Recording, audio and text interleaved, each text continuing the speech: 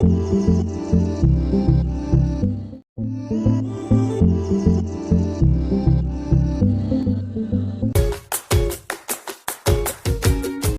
बच्चों, mega mind tutorial की basic accounting class में मैं आपका अकाउंट सर एस.के. वर्मा आपका हार्दिक स्वागत करता हूं। बच्चों, पिछली क्लास में हम लोगों ने जर्नल से लेजर पोस्टिंग और लेजर पोस्टिंग से ट्रायल बैलेंस बनाना सीखा था। बच्चों, जैसा कि आप लोगों ने प्रैक्टिस की होगी तो आपको लगा होगा कि किसी भी बिज़नेस में बहुत सारे ट्रांजैक्शंस डेली बेसिस पे होते हैं, बहुत सारी एंट्रीज़ होती हैं, तो इसकी वजह से जर्नल एंट्रीज़ बहुत ज़्यादा बन जाती हैं, जर्नल का काम बहुत बढ़ जाता है। तो जर्नल का लोड हल्का करने के लिए हम लोग सब्सिडियरी बुक्स भी मेंटेन करते हैं। तो आज की क्लास में हम लोग सब्सिडियरी बुक्स कौन कौन सी होती हैं और कैसे मेंटेन की जाती हैं इसके बारे में चर्चा करेंगे। तो सब्सिडियरी बुक का पर्पज़ है जर्नल का काम हल्का करना, ताकि उतनी जर्नल एंट्रीज़ कम बने जो सब्सिडियरी बुक आप बना लेते हैं। तो सब्सिडियरी बुक्स में देखिए कौन कौन सी बुक्स होती हैं। सब्सिडियरी बुक्स, तो सब्सिडियरी बुक्स में सबसे इम्पॉर्टेंट अगर कोई बुक होती है और हर बिजनेसमैन उसको मेंटेन करता है तो उस बुक का नाम है कैश बुक।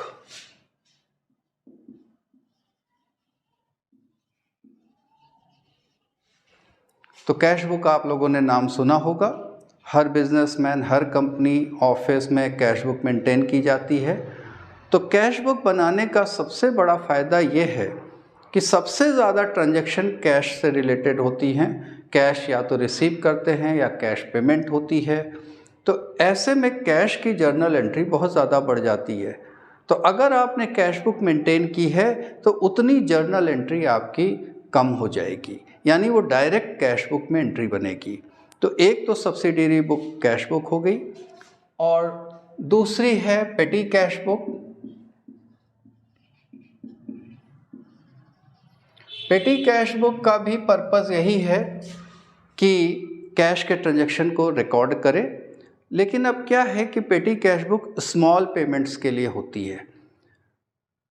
कैश बुक में भी दो कैटेगरी हैं, एक सिंगल कॉलम कैश बुक और एक डबल कॉलम कैश बुक। तो सिंगल कॉलम कैश बुक क्या होती है, जिसमें केवल कैश का कॉलम होता है। डबल कॉलम में क्या होता है, कैश और बैंक दो अमाउंट के कॉलम होते हैं कैश बुक में। तो जब आप कोई चेक से पेमेंट करते हो, चेक रिसीव करते हो, तो उस तरह से उसमें बैंक का भी कॉलम बना लेते हैं। तो इस तरह से cash book single column, double column हो सकती है। लेकिन जब आप स्मॉल पेमेंट डेली बहुत करनी होती है, फ़ोटोकॉपी कराया या इस तरह से 10, 20, 50, 100, 200 रुपये, 500 रुपये कन्वेंस दिया, तो ये सब खर्चे बहुत होते हैं। तो इसके लिए पेटी कैश बुक मेंटेन कर ली जाती है। उसके अलावा सब्सिडियरी बुक्स में परचेज बुक होती है। परचेज बुक में जितनी भी क्रेडिट ट्रांजैक्शंस होती हैं गुड्स से रिलेटेड, यानी जब भी आप गुड्स परचेज करते हैं क्रेडिट, तो परचेज बुक में उसकी एंट्री होती है। तो जितने भी क्रेडिट परचेजेस होंगी वो सब परचेज बुक में लिखी जाएंगी। इसी तरह परचेज रिटर्न बुक होती है।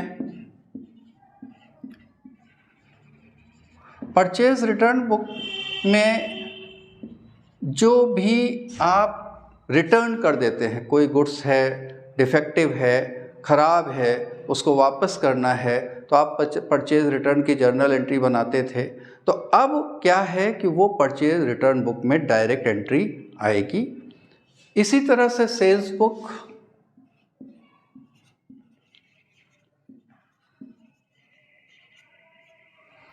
सेल्स बुक क्रेडिट सेल्स से रिलेटेड, जब भी आप गुड्स सोल्ड करते हैं, बेचते हैं माल, तो पहले सेल की एंट्री बनती थी, cash account to sales account या Mohan account to sales account. तो जितनी भी क्रेडिट सेल होगी वो अब सेल्स बुक में लिखी जाएगी। अगर आपने सेल्स बुक मेंटेन की है तो उसकी जर्नल एंट्री नहीं बनानी पड़ेगी। तो सेल्स बुक में क्रेडिट सेल्स की एंट्रीज आएंगी और वो भी केवल गुड्स बेचा होगा उसकी एंट्री आएगी। उसके अलावा सेल्स रिटर्न बुक भी होती है। तो जैसे परचेज रिटर्न बुक वैसे sales return book. Suppose customer ने आपको माल वापस किया तो अब आप उसकी एंट्री सेल्स रिटर्न बुक में लिखेंगे। तो इस तरह से सब्सिडियरी बुक्स का सबसे बड़ा एडवांटेज ये है कि अगर ये बुक्स आपने मेंटेन की हैं तो उतनी जर्नल एंट्री का काम कम हो जाएगा, जर्नल का लोड कम हो जाएगा। तो इस तरह से वर्क डिस्ट्रीब्यूट भी हो जाता है, इजी भी हो जाता है, कंफर्टेबल भी हो जाता है और मिस्टेक्स की प्रोबेबिलिटी भी कम होगी, गलतियां भी कम होंगी, क्योंकि अलग अलग हाथों में अलग अलग बुक्स होंगी। और उससे क्या है, हर जो भी एम्प्लॉई है, जो भी स्टाफ है, जो भी क्लर्क है, वो अपना अपना काम एफिशिएंटली करेंगे। तो इस तरह से आप सब्सिडियरी बुक्स मेंटेन करते हैं। अब सबसे इम्पॉर्टेंट बुक, जैसा कि हमने कहा, कैश बुक होती है, क्योंकि कैश की ट्रांजैक्शन सबसे ज़्यादा होती हैं। तो हम अब देखते हैं कि कैश बुक कैसे मेंटेन की जाती है। तो एक एग्जाम्पल से हम देखते हैं कैश बुक कैसे मेंटेन होती है।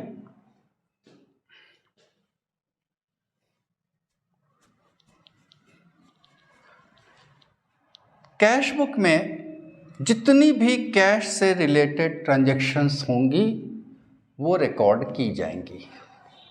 तो कैश बुक एक तरह का कैश का लेजर ही समझिए कि उसमें कैश की ट्रांजैक्शन रिकॉर्ड हो रही है और उसी तरह से फॉर्मेट है उसका। तो कैश बुक भी दो तरह की होती है, एक सिंगल कॉलम कैश बुक और एक double column cash book. Single column cash book में सिर्फ कैश का कॉलम होता है, यानी अमाउंट का एक ही कॉलम होगा। और डबल कॉलम कैश बुक में अमाउंट के दो कॉलम होंगे। एक तो आप कैश से जो ट्रांजैक्शन कर रहे हैं, लेन देन कर रहे हैं, दूसरा जो चेक से पेमेंट कर रहे हैं या चेक रिसीव कर रहे हैं, तो उसके लिए बैंक कॉलम होता है। तो एक एग्जांपल से हम लोग देखते हैं कि कैश बुक में एंट्रीज कैसे की जाती हैं। सबसे पहले फॉर्मेट देखिए।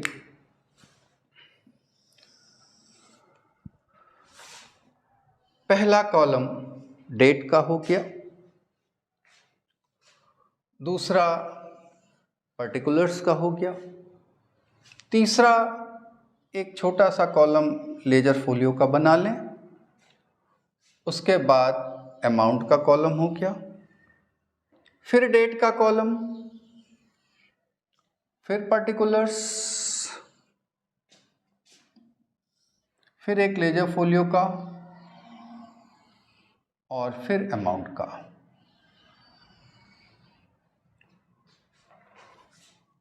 तो इस तरह से कैश बुक का फॉर्मेट, पहला कॉलम डेट, फिर पर्टिकुलर्स। तो ये भी लेजर है, तो एक तरह से ये डेबिट साइड हो गया, ये क्रेडिट साइड हो गया। तो पर्टिकुलर्स में क्या है, रिसीट्स हैं। तो पर्टिकुलर्स में debit side means debit what comes in, credit what goes out. तो डेबिट में क्या लिखते हैं, जो जो पैसा आता है। तो पर्टिकुलर्स में हम लोग रिसीट्स लिखते हैं डेबिट साइड में। लेजर फोलियो, उसके बाद अमाउंट,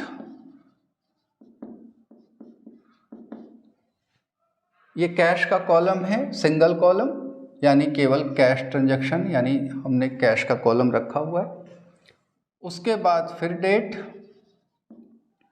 फिर पर्टिकुलर्स,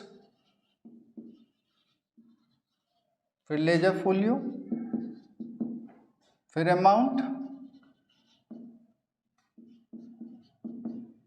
और एक तरह से सिंगल कॉलम है, यानी कैश का कॉलम है ये अमाउंट का। केवल कैश ट्रांजैक्शन हम इसमें रिकॉर्ड करेंगे। सिंगल कॉलम कैश बुक में चेक का ट्रांजैक्शन रिकॉर्ड नहीं होता। तो जो जो कैश ट्रांजैक्शंस हैं वो आप इसमें रिकॉर्ड करते हैं।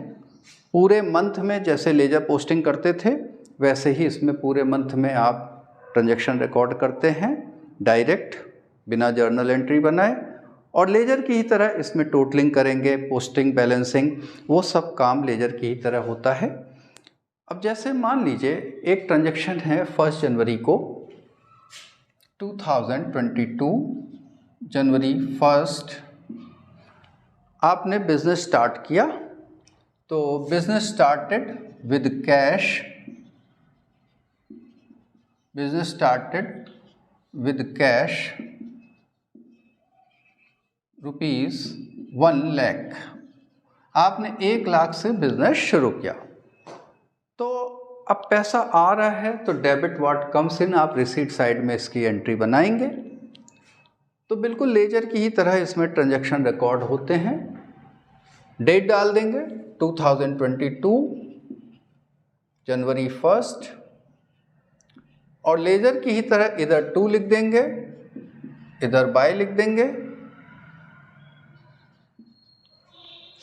और वैसे अगर आप देखें तो जर्नल एंट्री होती है cash account DR to capital account, तो यहाँ पर भी आप उसी तरह से टू कैपिटल अकाउंट लिख देंगे, क्योंकि पर्टिकुलर में आप अपोजिट वाला नाम लिखते थे लेजर की तरह, वैसे ही यहाँ भी लिख देंगे, और अमाउंट के कॉलम में अमाउंट डाल देंगे। तो इस तरह से आपने इस ट्रांजैक्शन की डायरेक्ट कैश बुक में एंट्री बना दी, कोई जर्नल एंट्री नहीं करनी पड़ी, डायरेक्ट कैश बुक में आपने ट्रांजैक्शन रिकॉर्ड कर दिया, तो जर्नल का काम हल्का हो गया।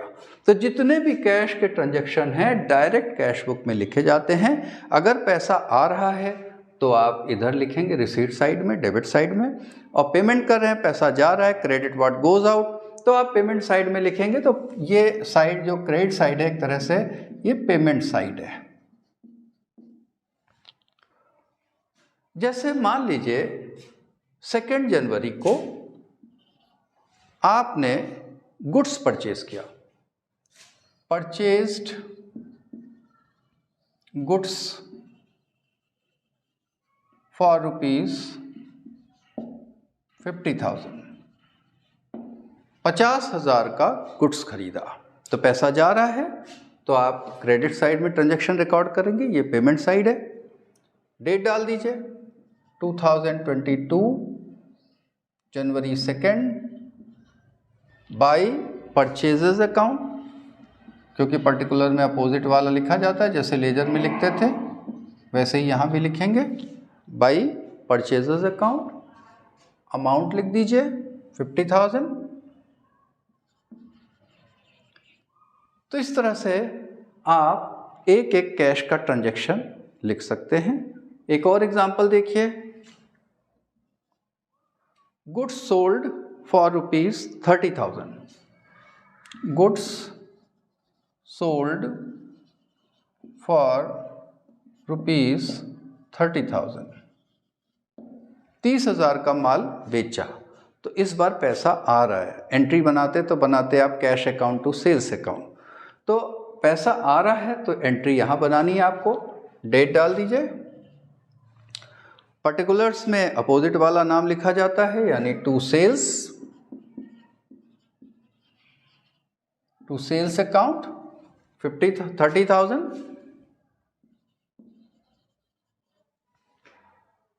आपने 30,000 का माल बेचा है, 30,000 रुपीज़ आपने अमाउंट कॉलम में लिख दिया।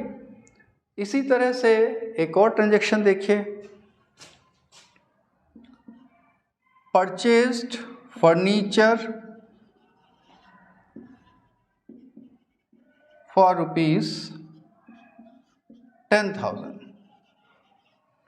10,000 रुपये का फर्नीचर खरीदा, पैसा जा रहा है, पेमेंट साइड में एंट्री बनाएंगे आप, डेट डाल दीजिए, बाय फर्नीचर अकाउंट, क्योंकि जर्नल एंट्री बनाते आप तो फर्नीचर टू कैश करते, debit what comes in, credit what goes out, तो पैसा जा रहा है, पेमेंट साइड में लिख दिया आपने, अपोजिट वाला नाम लिखा जाता है, फर्नीचर टू कैश, तो फर्नीचर आ गया, कैश क्रेडिट में है 10,000। इसी तरह से 5 तारीख को पेड इलेक्ट्रिसिटी बिल फॉर ₹5,000। 5,000 रुपये का आपने इलेक्ट्रिसिटी बिल दिया, पैसा जा रहा है, पेमेंट साइड में लिखेंगे आप 5 तारीख को bye electricity expenses account, electricity expenses account 5,000।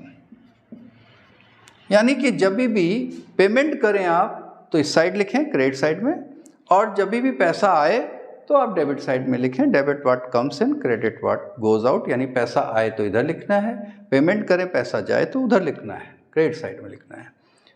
इसी तरह से और एग्जांपल देखिए, पेड फॉर स्टेशनरी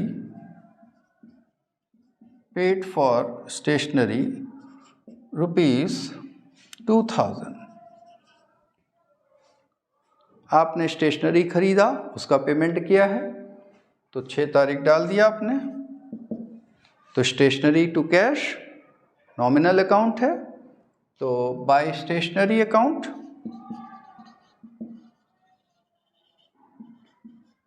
₹2,000। तो इस तरह से आप जितना भी कैश ट्रांजैक्शन है वो कैश बुक में लिखा जाता है, कोई भी क्रेडिट ट्रांजैक्शन नहीं लिखा जाता कैश बुक में। तो सबसे इम्पॉर्टेंट चीज़ है कि only cash transactions are recorded in the cash book, credit transactions are not recorded in the cash book. तो कैश बुक में कोई भी उधार का ट्रांजैक्शन नहीं लिखा जाता, कैश का ट्रांजैक्शन लिखा जाता है। चाहे आप कैश खरीदें बेचें या चेक से पेमेंट करें या चेक आपको मिले, only those transactions are recorded which are either in cash और बाय चेक।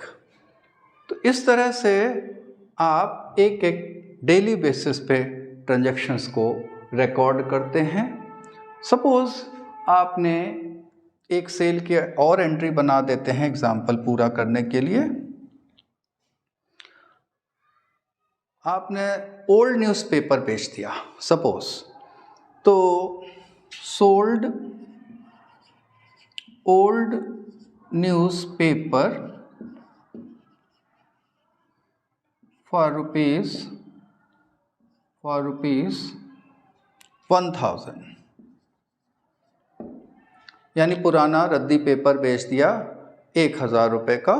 तो अब ये पैसा आ रहा है, तो जब आपके पास पैसा आ रहा है तो आप रिसीट साइड में लिखेंगे 7 तारीख को to sale of old newspaper लिख सकते हैं,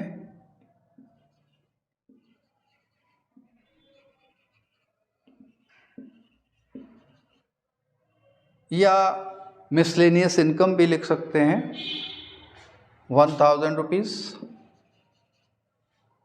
तो इस तरह से पैसा आए तो इधर लिखिए और कोई पेमेंट करें तो आप उधर लिखिए।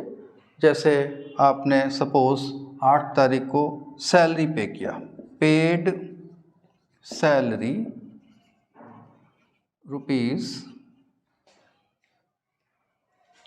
₹3,000, 3,000 सैलरी पे किया। अब आप यहाँ ट्रांजैक्शन पेमेंट हो रहा है, पैसा जा रहा है, आप इधर लिखेंगे पेमेंट साइड में 8 तारीख को सैलरी बाय सैलरी अकाउंट 3,000। तो इस तरह से पैसा अगर जाता है तो पेमेंट साइड लिखिए, पैसा आता है तो रिसीट साइड में लिखिए।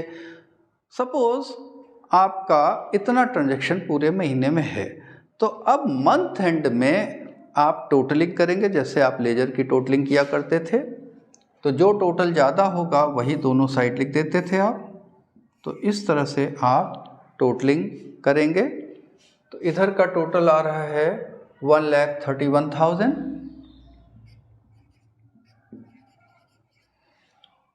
अब देखिए पेमेंट का टोटल कितना आता है,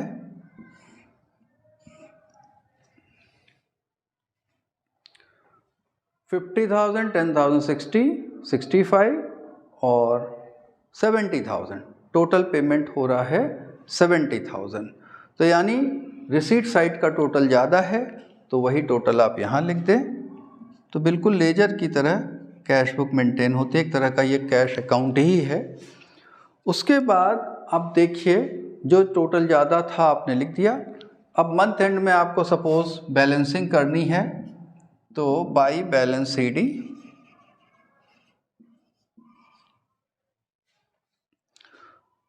तो बाई बैलेंस CD में अब आप क्या करिए कि इधर का तो टोटल 1,31,000 है, इधर का टोटल आपका 65-70,000 है। तो 1,31,000 माइनस 70,000, 1,31,000 माइनस 70,000, 61,000। तो आप बैलेंस CD 61,000 लिख दीजिए, तो टोटल दोनों साइड का इक्वल हो जाएगा। तो जब आपने कैश बुक पूरा 1 महीने का कंप्लीट हो गया, इसी तरह से ये पूरे 12 महीने तक के लिए मेंटेन होती है।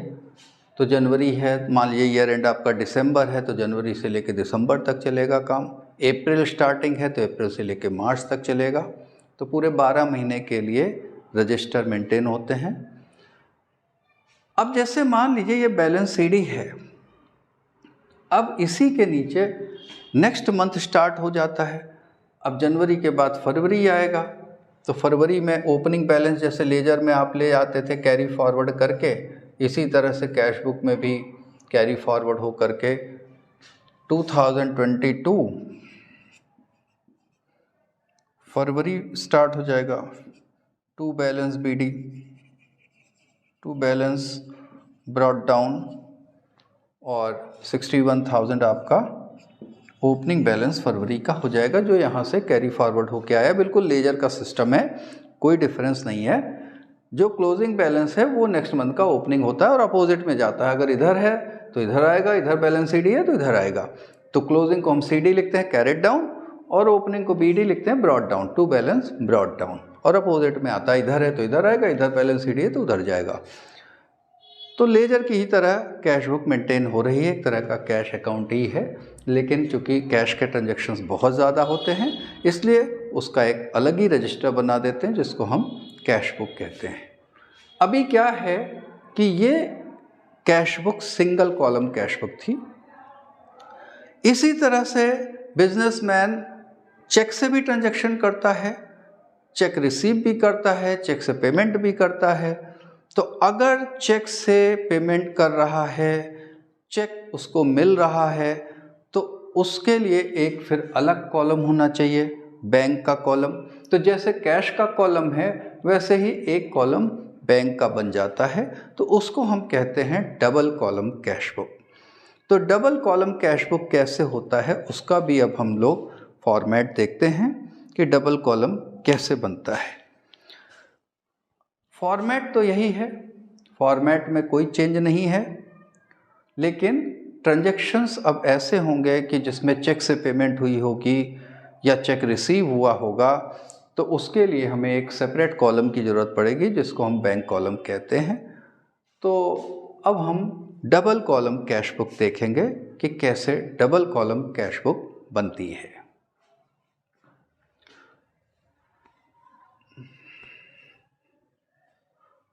डबल कॉलम के लिए अमाउंट का हमें 2 कॉलम रखना पड़ेगा, एक कैश का कॉलम और एक बैंक का कॉलम। तो कैश कॉलम में हम जितना भी कैश ट्रांजैक्शन है उसको लिखेंगे, और बैंक कॉलम में जितना भी चेक से पेमेंट होगा या चेक रिसीव करेंगे हम वो लिखेंगे बैंक कॉलम में।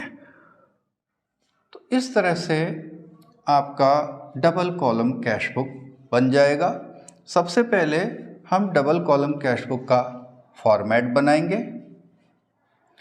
अब देखिए डबल कॉलम कैश बुक का फॉर्मेट में थोड़ा सा चेंज करना है हमको। एक तो हम अमाउंट का 2 कॉलम कर दे रहे हैं, जिसमें एक कैश का कॉलम हो जाएगा और एक बैंक का कॉलम हो जाएगा। तो अमाउंट के 2 कॉलम होने चाहिए।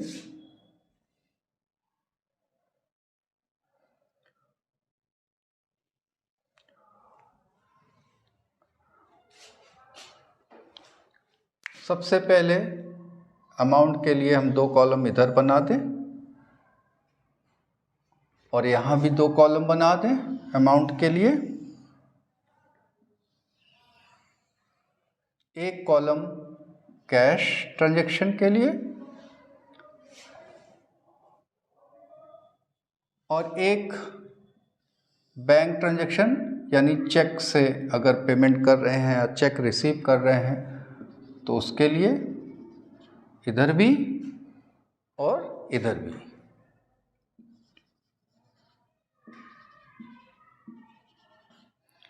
तो 2 कॉलम वाली डबल कॉलम कैश बुक हमारी बन गई। अब हमको इसमें ट्रांजैक्शंस रिकॉर्ड करना है। तो जिस तरह से हमने सिंगल कॉलम कैश बुक में एंट्री बनाई थी कि अगर पैसा आता है तो रिसीट साइड में यानी डेबिट साइड में, और अगर पेमेंट करते हैं तो आपका पेमेंट साइड में एंट्री होगी। बस डिफरेंस ये है कि यहाँ पर आपका चेक से भी ट्रांजैक्शन रिकॉर्ड हो जाएगा क्योंकि आपने डबल कॉलम कैश बुक बना रखी है। जैसे 2022 जनवरी 1 business started with cash ₹1 lakh. तो ये ट्रांजैक्शन को हमें लिखना है। तो इसको कैसे लिखेंगे देखिए।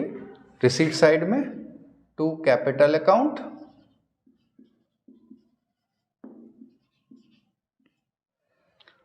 कैश कॉलम में लिखें क्योंकि कैश ट्रांजैक्शन है ये।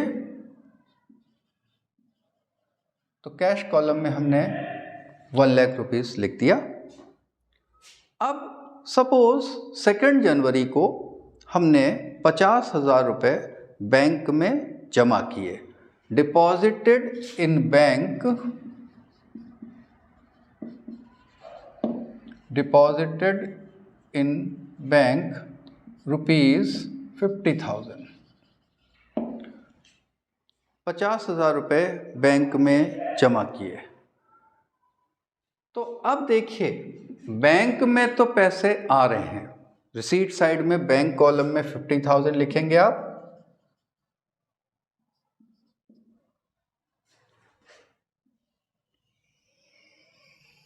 रिसीट साइड में आप बैंक कॉलम में लिखेंगे क्योंकि बैंक में पैसा जमा हो रहे हैं। लेकिन पैसा आपके पास से कैश जा भी रहा है तो आपको पेमेंट साइड में भी एंट्री बनानी होगी। 2022 जनवरी 2, तो यहाँ पे 50,000 आपने बैंक में जमा किया 2 तारीख को, तो आपको 50,000 रुपये बैंक में लिख दिया आपने रिसीट साइड में, बैंक में जमा हुआ 50,000 रुपीज़। पर्टिकुलर में जस्ट अपोजिट वाला, तो एंट्री बन रही बैंक अकाउंट या टू कैश अकाउंट, तो अपोजिट वाला लिखना है टू कैश अकाउंट। अब पैसा जा भी रहा है आपके पास से, तो जब जर्नल एंट्री है बैंक अकाउंट या टू कैश अकाउंट तो बाई बैंक करके पर्टिकुलर में अपोजिट वाला लिखते हैं बाई बैंक अकाउंट, और कैश कॉलम में लिख देंगे 50,000 रुपीज़।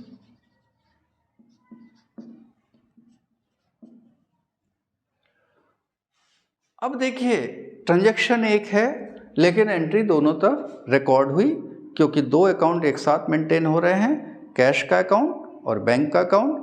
कैश का अकाउंट से पैसा जा रहा है, क्रेडिट हो रहा है, तो इसलिए क्रेडिट साइड में एंट्री हुई। बैंक में पैसा आ रहा है, डेबिट हुआ, तो बैंक के डेबिट में। तो एक ही एंट्री है लेकिन ट्रांजैक्शन दोनों तरफ रिकॉर्ड हो रहे हैं, तो ऐसी एंट्रीज को हम कहते हैं कॉन्ट्रा एंट्री। तो कॉन्ट्रा एंट्री के लिए हम सी लिख देते हैं। तो सी ये इंडिकेट करता है कि ये कॉन्ट्रा एंट्री है और दोनों तरफ रिकॉर्ड हुई है। कभी भी पैसा अगर बैंक में जमा करें या बैंक से निकालें तो वो कॉन्ट्रा एंट्री होती है, क्योंकि दोनों तरफ लिखना होगा, क्योंकि दो अकाउंट एक साथ बन रहा है, बैंक अकाउंट और कैश अकाउंट। तो कभी बैंक डेबिट हो रहा है, कभी बैंक क्रेडिट हो रहा है, इसी तरह कभी कैश डेबिट हो रहा है, कभी कैश क्रेडिट हो रहा है। तो इस वजह से दोनों साइड एंट्री उसकी पोस्ट की जाती है। तो ये कॉन्ट्रा एंट्री है। इसी तरह से 3 जनवरी को मान लीजिए हमने गुड्स खरीदा, परचेज्ड गुड्स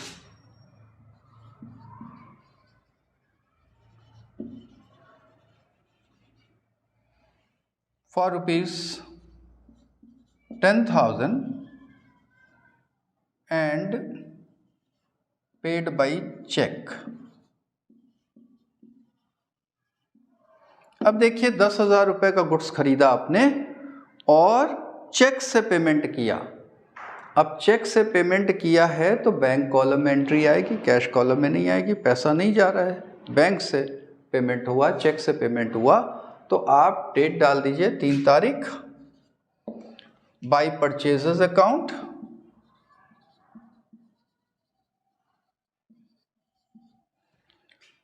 और बैंक कॉलम में लिखेंगे आप 10,000,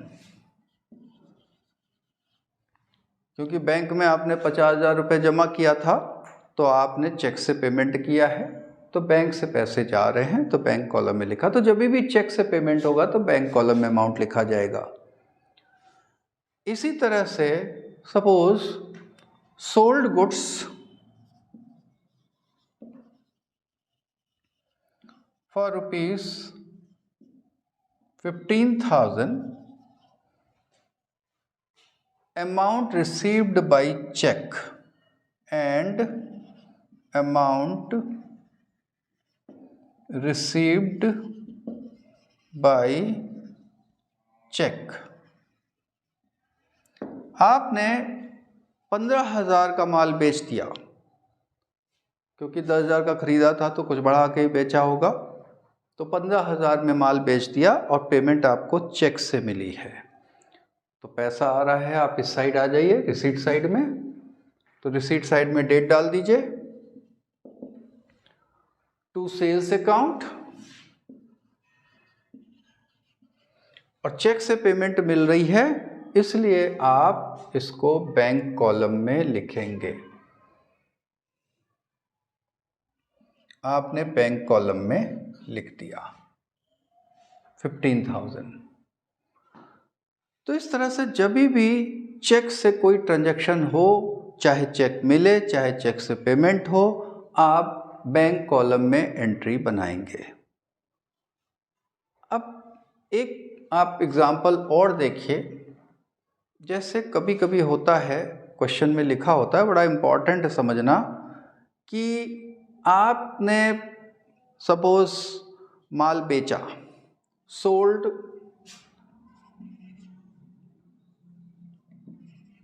गुड्स, सोल्ड के बजाय परचेज लिख लें, पहले purchased goods for ₹20,000, purchase goods for ₹20,000। अब ये आपने माल खरीदा 20,000 रुपये का, इसमें कहीं चेक वर्ड नहीं है, तो जब आपके उसमें चेक वर्ड यूज़ नहीं है तो हम ये मानेंगे कि कैश परचेज हुआ है। कभी कभी तो लिख देते हैं कि परचेज गुड्स फॉर ₹20,000 कैश या फॉर कैश, या कभी कभी लिख देते हैं कैश परचेजेस। तो कैश परचेजेस है यानी नकद खरीदा है माल, तो आप इसकी एंट्री बनाएंगे पेमेंट साइड में, बाई परचेजेस अकाउंट, और कैश कॉलम में लिखेंगे 20,000। तो इस तरह से आप कैश ट्रांजैक्शन की एंट्री कैश कॉलम में लिखते हैं, क्योंकि इसमें चेक वर्ड यूज़ नहीं था कि आपने चेक पेमेंट किया है। तो जब आपका चेक वर्ड यूज़ नहीं है, चेक पेमेंट नहीं किया है, तो अंडरस्टूड है कि कैश पेमेंट किया होगा, तो आपने कैश कॉलम में एंट्री बना दिया। इसी तरह से एक एग्जाम्पल देखिए, sold goods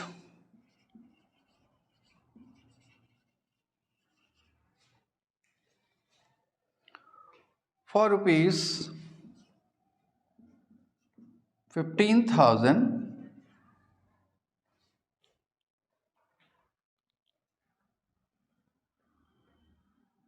and received check, यानी कि आपने माल बेचा 15,000 का, 15,000 का, और आपको चेक मिला है, यानी अब चेक से ट्रांजैक्शन तो हुआ। अब ध्यान देने की ज़रूरत यह है कि अगली एंट्री में, सपोज ये थोड़ा इम्पॉर्टेंट चीज़ है ध्यान देना, कि नेक्स्ट एंट्री में अगर उन्होंने लिख दिया द एबव चेक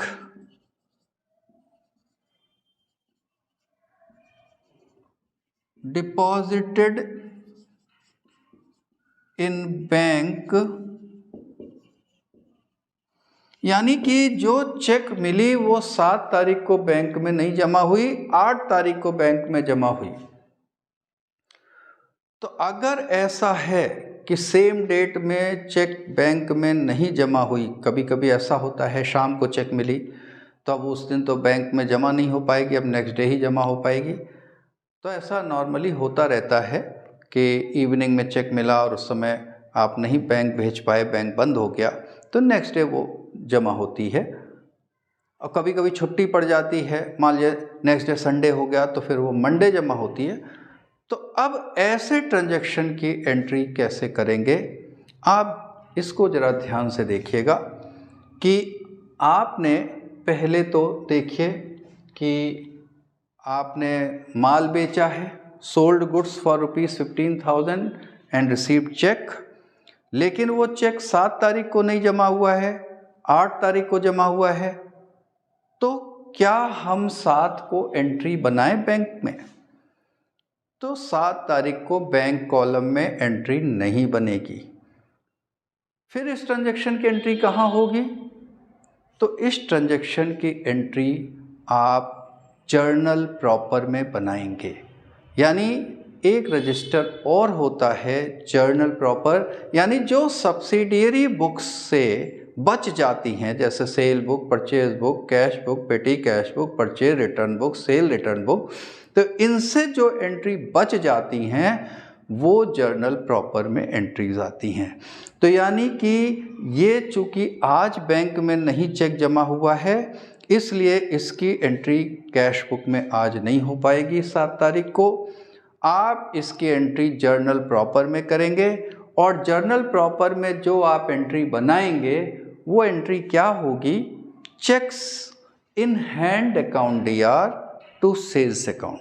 तो यानी इसकी आप जो जर्नल एंट्री बनाएंगे, क्या एंट्री बनाएंगे? Cheques in hand account DR to sales account.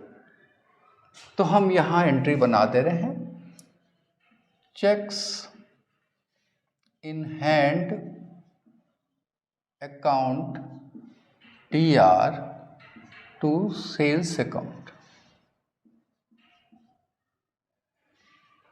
15,000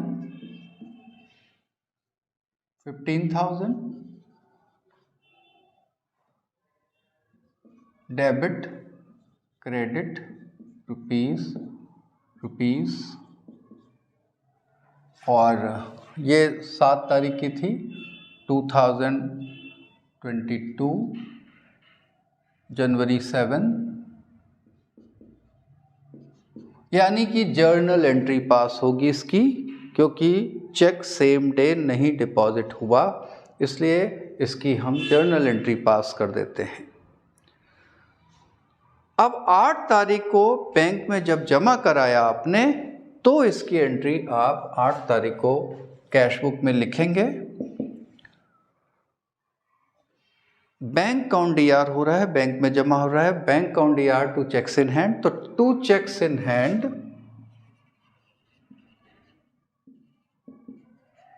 account, और इस तरह से आप अमाउंट 15,000 बैंक कॉलम में लिख देंगे। इस तरह से आप ट्रांजैक्शन रिकॉर्ड करते हैं। एक कॉन्ट्रा एंट्री का और एग्जांपल ले लेते हैं, फिर इस कैश बुक को क्लोज करेंगे। सपोज आपने अभी तो देखा कि बैंक में आपने पैसा जमा किया तो उसकी कैसे एंट्री बनाई थी, तो आपने उसकी कॉन्ट्रा एंट्री बनाई थी। तो कॉन्ट्रा एंट्री दो हो सकती है, पैसा बैंक में जमा किया या पैसा बैंक से निकाला। तो आज हम 9 तारीख को पैसा बैंक से निकाल रहे हैं। कैश विड्रॉन फ्रॉम बैंक,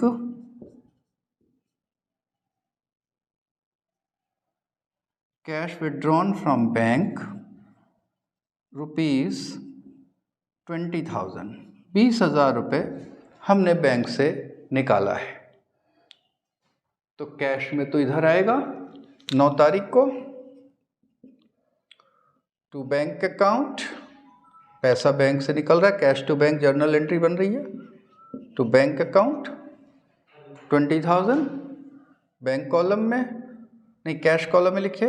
अगर बैंक यहाँ है तो कैश कॉलम में एंट्री आएगी, पैसा आ रहा है।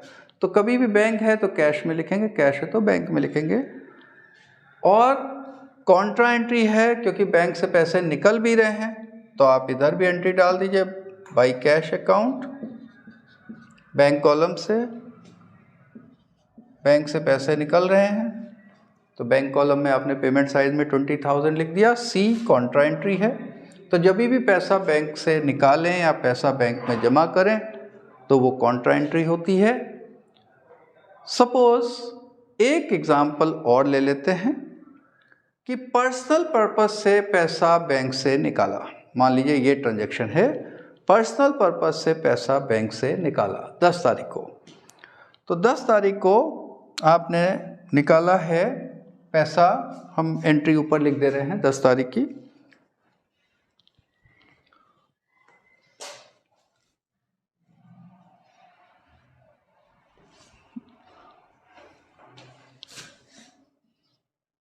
withdrawn from bank, withdrawn from bank for personal purpose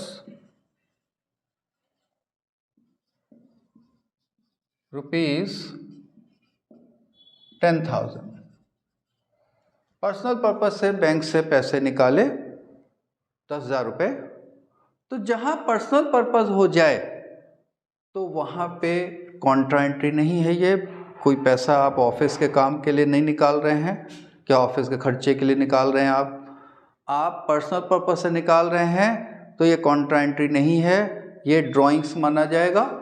तो 10 तारीख को आप बाई ड्राइंग्स अकाउंट, और बैंक से निकल रहा है, कैश से निकलता तो कैश कॉलम में लिखते, लेकिन बैंक से निकल रहा है तो आप बैंक कॉलम में डाल दीजिए अमाउंट 10,000। तो सपोज इतनी एंट्रीज हैं, तो अब हम क्या करें, मंथ एंड में टोटलिंग करें, दोनों ही कॉलम का टोटल करें, कैश का भी बैंक का भी।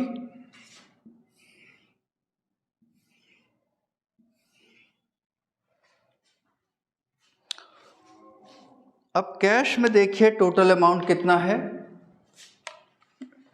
1,20,000 है डेबिट साइड में, रिसीट साइड 1,20,000, और बैंक कॉलम का टोटल भी 50,000 और 30 80,000। तो बैंक का टोटल हो गया 80,000 और कैश कॉलम का टोटल हो गया 1,20,000। अब इधर भी यही टोटल लिख दे, जो ज़्यादा होता है वही दोनों साइड लिखा जाता है, 1,20,000 और 80,000। जो टोटल ज़्यादा होगा वही दोनों साइड लिखा जाएगा। मंथ एंड की डेट में हम बैलेंसिंग करते हैं बाई बैलेंस CD। तो देखिए 1,20,000 में 70,000 का पेमेंट हुआ है, मतलब बैंक में जमा हुआ था, माल खरीदा था, तो 1,20,000 से 70,000 निकल गए, 50,000 बचे, 50,000 का बैलेंस, यानी कैश आपके पास 50,000 बचा हुआ है। और बैंक बैलेंस आपका कितना है, 80,000 में से इतना पेमेंट हुआ है 40,000, 40,000, तो 40,000 हुआ पेमेंट 80,000 से, तो 40,000 अभी बचा है बैंक में।